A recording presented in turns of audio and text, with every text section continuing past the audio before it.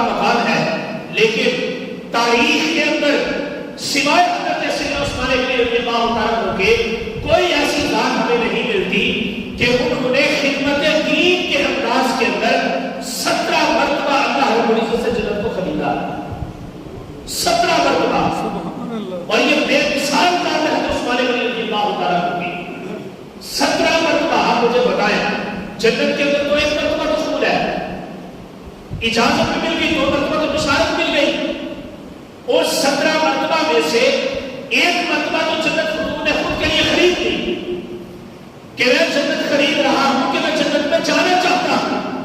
اب جو آپ نے 16 مرتبہ جنت خریدی ہے اس کا مقصد کیا ہے؟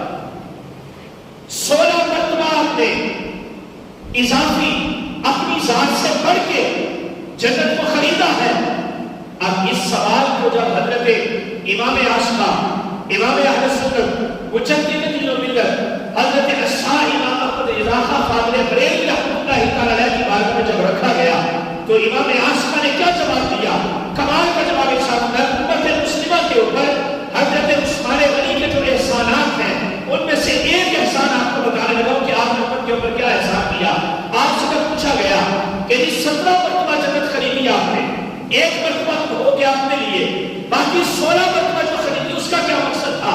تو حضرت امام اہل سنت رحمۃ اللہ علیہ نے ارشاد فرمایا کہ ایک مرتبہ تو جنت حضرت عثمان غنی نے خود کے لیے خریدی، اور 16 مرتبہ جو آپ نے جنت خریدی وہ آپ نے 16 مرتبہ جنت امت مسلمہ کے لیے خریدی۔ سبحان اللہ۔ ایک مرتبہ تو اپنے لیے کہ میں جنت میں جاؤں گا، 16 مرتبہ جو جنت باقی خریدی ہے وہ جو بشارت ملی 2 مرتبہ وہ بات کی بات ہے، وہ تو حضور نے خود فرما دیا کہ آپ جنت ہی ہیں، آپ جنت میں جائیں گے۔ لیکن ایک مقام حضور نے فرمایا وہ ایک کنواں تھا مدینہ شریف کے اندر، اس کا پانی میٹھا تھا، یہودی اس کا مالک تھا، باقی ساری جگہوں کے جو کنویں تھے وہاں پہ پانی کھارا تھا۔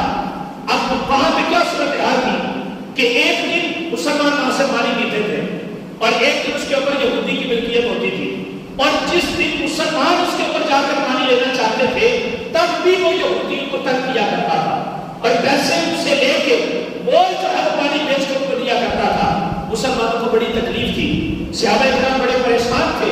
آقا کریم علیہ السلام صحابہ کی مجلس لگی ہے، بیٹھے ہوئے ہیں، جناب عثمان غنی بھی وہاں پر موجود ہے۔